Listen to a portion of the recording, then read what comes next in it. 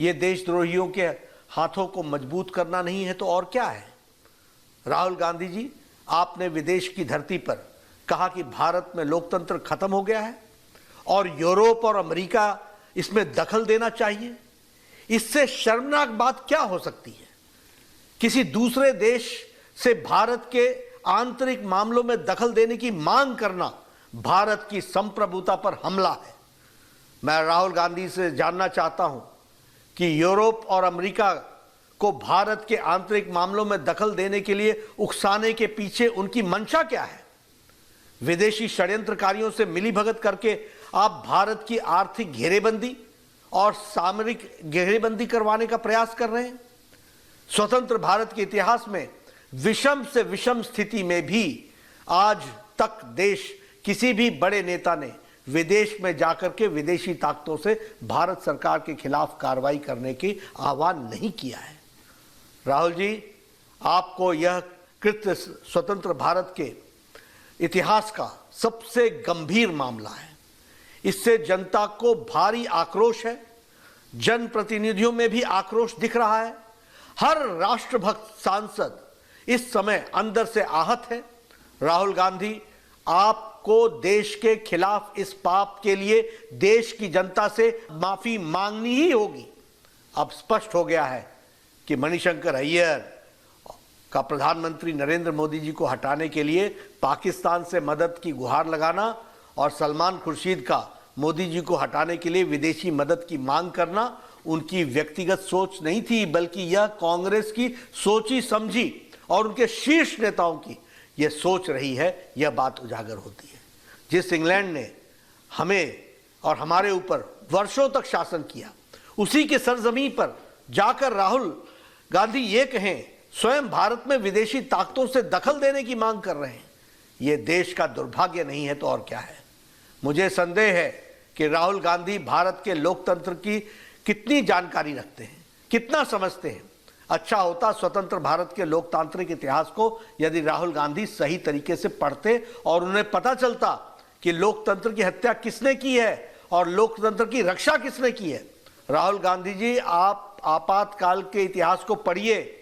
आपकी दादी माँ ने, उस समय की भारत की प्रधानमंत्री ने, आपकी कांग्रेस पार्टी की सरकार ने इस देश में 19 महीनों तक आपातकाल लगाकर लगभग 1.5 लाख बेगुनाह लोगों को, राजनीतिक कार्यकर्ताओं को, युवाओं को, वृद्ध को, महिलाओं को, सबको अकारण जेल में डाल दिया था। और वह भी Misa, maintenance of internal security act के तहत और डिफेंस ऑफ इंडियन रूल के तहत, DIR के तहत। तब बोलने पर प्रतिबंध था, लिखने पर प्रतिबंध था, मीडिया पर प्रतिबंध था, फिल्मों पर प्रतिबंध था, गायकों पर प्रतिबंध था। न जाने किन गुनाहों के लिए किस किस पर प्रतिबंध लगाए गए थे। राहुल गांधी जी, आपकी पार्टी ने तो देश को सभी संवैधानिक व्यवस्थाओं को ध्वस्त किया है, न्यायपालिका को भी कमजोर करने में कोई कसर नहीं छोड़ी थी। आपकी सरकारों ने लगभग 90 बार राष्ट्रपति शासन लगाकर चुनी हुई लोकतांत्रिक सरकारों को बेवजह बर्खास्त किया है। यह होती है लोकतंत्र की हत्या। राहुल जी, आपकी पार्टी के द्वारा जिस ढंग से आपातकाल को लगाकर देश के संविधान को समाप्त करने का प्रयास किया गया, उसका प्रतिकार इसी देश की जनता ने किया था। आपके शासन को उखाड़ फेंका था, किसी विदेशी ताकत ने नहीं। राहुल गांधी जी, आप विदेशी धरती पर भारत को बदनाम कर रहे हैं, जबकि आज दुनिया में भारत को सलाम कर रही है दुनिया। इटली के PM ने हमारे प्रधानमंत्री नरेंद्र मोदी जी को सबसे लवेबल PM कहा है। वर्ल्ड बैंक से लेकर IMF तक ने भारत के विकास गाथा की सराहना की है।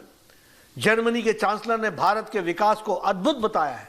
अमेरिका, फ्रांस, जापान, ऑस्ट्रेलिया, रूस, ब्रिटेन, UAE, सऊदी अरब सहित तमाम देश प्रधानमंत्री नरेंद्र मोदी जी के नेतृत्व की सराहना कर रहे हैं। लेकिन राहुल गांधी जी, देश का अपमान आप कर रहे हैं। यह है राहुल गांधी की समझ। यह है राहुल गांधी कहते हैं कि भारत राष्ट्र नहीं बल्कि राज्यों का एक संघ है, जिसे राष्ट्र के रूप में भारत में विश्वास ही नहीं है। उसकी सोच पर क्या कहा जा सकता है? Rahul Gandhi ji, Bharat mother of democracy है, जिसने पूरी दुनिया को लोकतंत्र की शिक्षा दी है। दुनिया की कोई ताकत भारत के लोकतांत्रिक परंपराओं को नुकसान नहीं पहुंचा सकती है। राहुल गांधी, आज आपको आपकी पार्टी की देश में कोई सुनता नहीं है, देश की जनता आप पर विश्वास नहीं करती है। यही कारण है कि आज आपकी पार्टी को देश से लगभग सफाया हो चुका है। जब भी भारत में संसद का सत्र शुरू होने वाला होता है, देश विरोधी टूलकिट गैंग अचानक से एक्टिव हो जाती है। कभी पेगासस की झूठी रिपोर्ट पब्लिश हो जाती है, कभी आंदोलन को भड़काया जाता है, कभी कोई डॉक्यूमेंट्री आ जाती है, कभी कोई विदेशी अखबार की रिपोर्ट को लेकर हंगामा किया जाता है।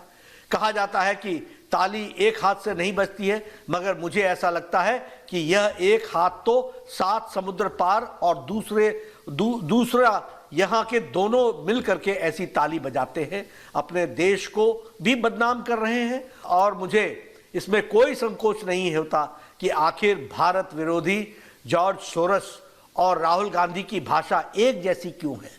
आखिर क्यों पाकिस्तान और कांग्रेस की भाषा एक जैसी है? आखिर क्यों देश विरोधी कांग्रेस नेताओं की भाषा एक जैसी है? विदेशी ताकतें भारत में को कमजोर और मजबूर गठबंधन की सरकार चाहती है, ताकि वे अपनी आवश्यकताओं के अनुसार अपने फायदे में सरकार का उपयोग कर सकें। भारत को कमजोर और डीप स्टेट का षड्यंत्र है, जिसमें कांग्रेस सहित तथाकथित लेफ्ट लिबरल्स मिले हुए हैं। पर इस देश के करोड़ों देशभक्त नागरिक कांग्रेस और विदेशी षड्यंत्रकारियों की इन मंसूबों को कभी कामयाब नहीं होने देंगे। राहुल गांधी, आपको देश के खिलाफ इस पाप के लिए देश की जनता से माफी मांगनी ही होगी। बीजेपी अध्यक्ष जेपी नड्डा ने राहुल गांधी पर